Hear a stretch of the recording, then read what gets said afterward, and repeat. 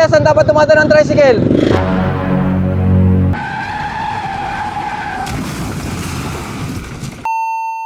So guys, ito yung iniwasan natin na mangyari sa mga tricycle na dumadaan mismo sa gitna ng kalsada. Boom! Kunana! Lagi kong sinasabi na sa gilid lang tayo dadaan para iwas sa disgrasya. Sana magsilbing aral ito sa mga tricycle driver na mahilig dumaan sa gitna ng kalsada. Sir! Sa gilid lang tayo ha. Pangalawang linya o sa gilid ha. Para iwas sa mga mabibilis na sasakyan. O, namatayan pa. Sige, ingat po. Tay, saan dapat dumadaan ng tricycle? Outer tsaka second lane, ha? Very good. Kuya, saan dapat dadaan? Saan dapat dadaan? Kanan. Saan? Sa kanan. Sa second at saka sa first lane, ha? Tay, saan po dadaan? Dapat ang tricycle? Kanan tsaka sa second lane, ha? Pwede, ha? Okay. Tay, kuya, saan dadaan ang tricycle? Dapat saan dumadaan? Kanan O po. kanan or sa second lane, ha? Okay, very good. Sir, saan po dumadaan ng tricycle? Dapat saan dadaan? Sa gilid or sa second lane, ha? Okay, ingat, ha? Saan dumadaan dapat ng tricycle? Pangalawa or first lane, ha? Kuya, saan dapat dumadaan ng mga tricycle? Saan kalsada? Saan dapat? First, second, third. Oh, kita mo, hindi mo alam. Huwag ka sa gitna dadaan, ha? Dito ka lang sa second at saka sa first lane, ha? Okay, sige. Diretso na, diretso. Kuya, saan dapat dumadaan ng tricycle? Sa pinakagilid po. Gilid or sa second lane, ha? Very good. Sige, diretso. Ingat, ingat. Ingat kayo, ha? So guys, ito yung iniwasan Ay. na mangyari sa Salamat, ingat, ingat. Kuya, saan dapat dumadaan ng tricycle? Kung pinapaalala. Saan dapat dumadaan? Saan dapat dumadaan? Saan linya? Saan? So guys, ito yung iniwasan natin. Kanan. Huwag tayong dadaan sa gitna, ha? Oh. Sa kanan o tsaka sa gitna, ha? Dito sa may second lane, ha? O wag sa pinakagitna, ha? Okay, good. Kuya, saan dapat dumadaan ng tricycle? Very good. Sa gilid or sa second lane, ha? Okay, very good. Kuya, saan dapat dumadaan ng tricycle? Gilid or sa second lane, ha? Okay, very good, very good. Sige.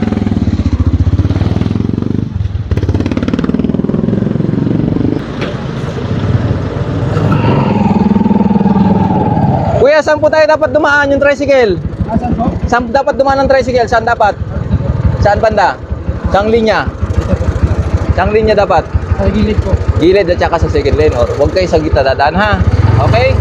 Very good, ha? Dapat ganun, ha? May mga bata ka pa, bawal yung bata dyan sa unahan, ha? Ay, magandang hapon. Kuya, saan po dapat tayo dumaan? Saan dapat tayo dumaan? Okay, sa gilid lang ako, sa second lane na. Okay, salamat. Sige.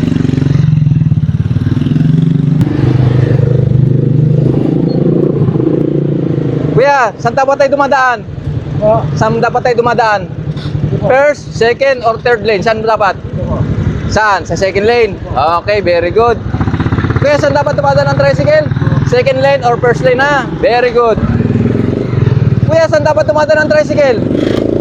Sa gilid, first lane or second lane. Okay, very good. Kuya, saan dapat dumadaan ng tricycle? Gilid lang po. Gilid, very good.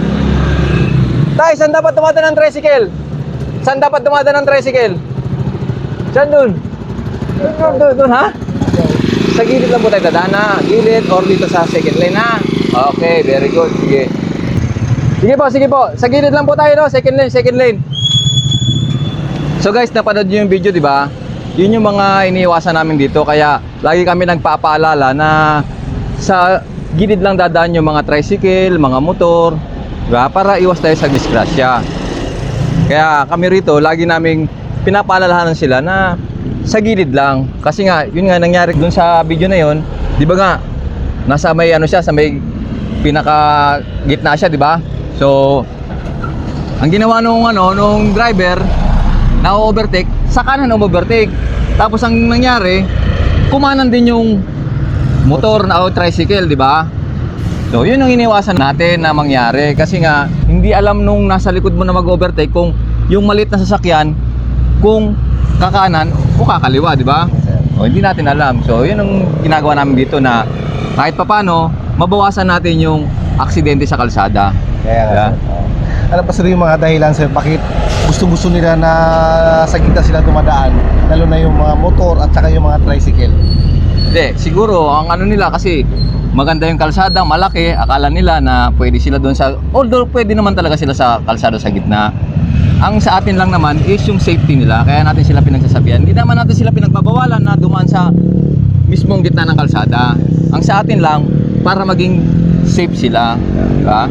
Ako kasi sir, personally, ayaw ko mag-drive sir sa sa gitna kasi nakakatakot, baka may mga dumaan na mabibilis na mga sasakyan, baka mahagip ako sir. Kaya sa gitna ko dumadaan, ay ito na parang natin, medyo sa gitna siya dumaan eh.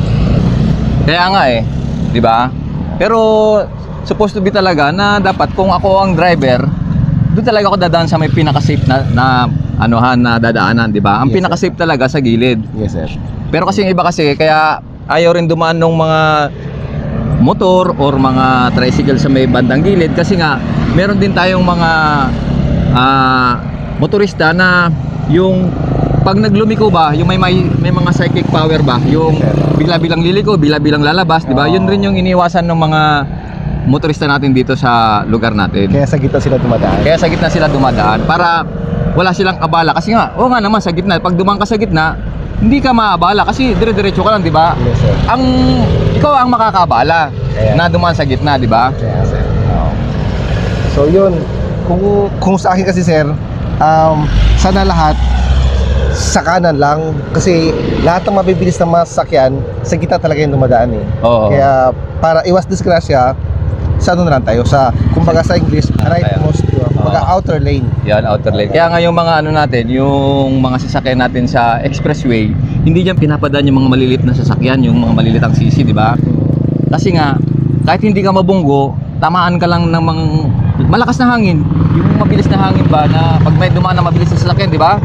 Tapos Yung haging, yung haging, taob ka dyan. Kaya dito sa atin, maraming mabibilis dito. Maraming dumadaan na mga pick up, di ba? Yeah. Pick up, tapos mga truck, mga tracking, di ba? Maraming tracking Mga dito van. kasi nagmamadali sila ng ano, di ba? Ng biyahe ba? Lalo na yung van, di ba? Mabilis, di ba? Yes sir. So, Ano ba sir yung mga cause ng mga aksidente na ganyan?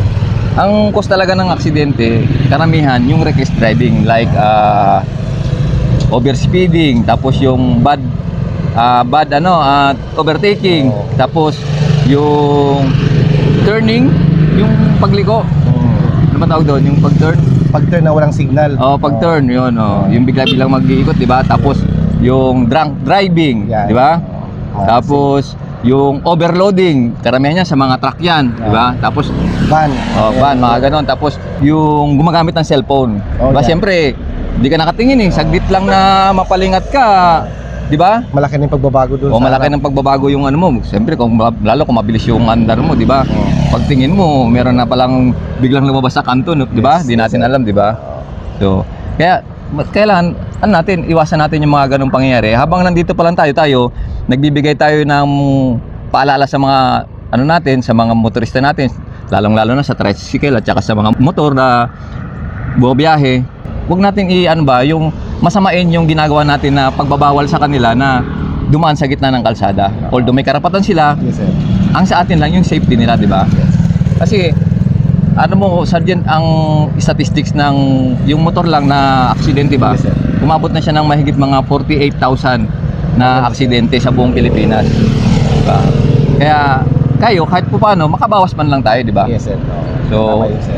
kayo guys na dumadaan sa kalsada na malalaki, paalala lang sa inyo, gamitin natin tong social media na to, na platform na to na makapagbigay ng gabay, di ba? Yes, sir. Saka ng information sa inyo na or paalala na huwag tayong dadaan sa mismong gitna ng kalsada. Lalong-lalo na kung ikaw ay nakamotor at di ba, naka-tricycle. Yes sir. At saka kung mabagal ka rin naman, doon ka na lang din dumaan sa may gilid, di ba? Yes. Para hindi mo rin maistorbo yung mga dumadaan na mabibilis na mga sasakyan sa kalsada. At saka ingat tayo lagi, tapos di ba, lagi nating isipin na meron tayong uuwiang pamilya sa tuwing bumabiyahe tayo, no?